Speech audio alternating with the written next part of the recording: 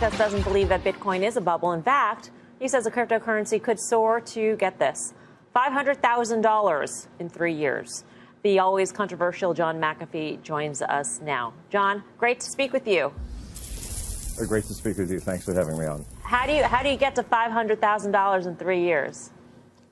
Well, let's not worry about that. Let's worry about people you calling you got the a bubble. bet going online on that.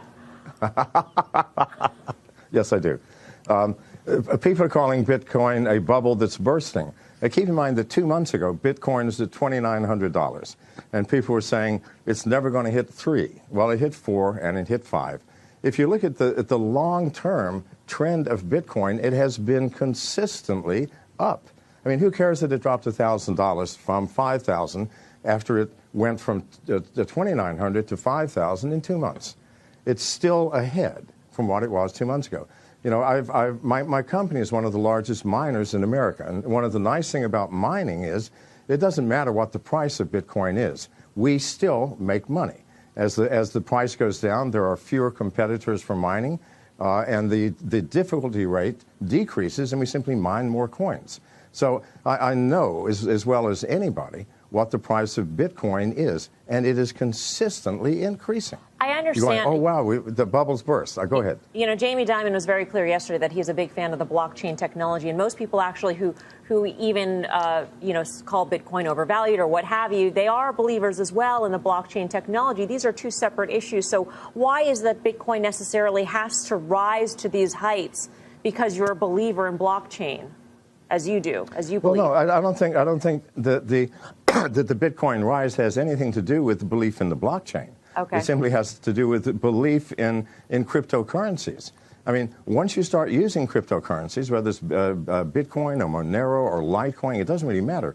You see the facility, you see the ease of use, you see that without a central bank control, the value of that currency depends upon the users of that currency. And why is Bitcoin growing so fast? Because it's getting more users. More people are believing. If I do a transaction with a credit card, I have to put in my name, my address, my credit card number, the code on the back, my billing address. Well, that takes 5 or 10 minutes, especially for someone my age.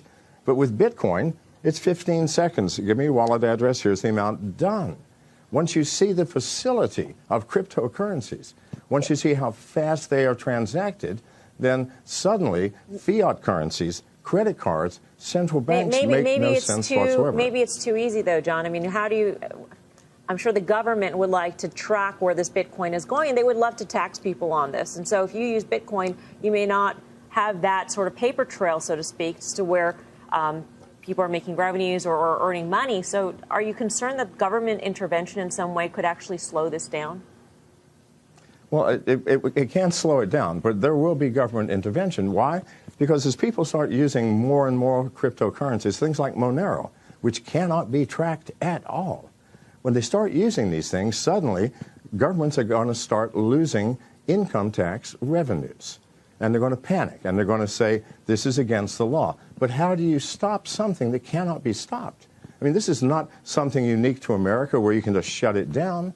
I mean, I can use the Tor browser or the Onion browser and access Bitcoin wallets all over the world, and no one will ever know. The government does not have enough enforcement personnel to ever stop Bitcoin, Monero, Litecoin, and all of the others. So they're going to have to face reality, find some other way to raise revenues.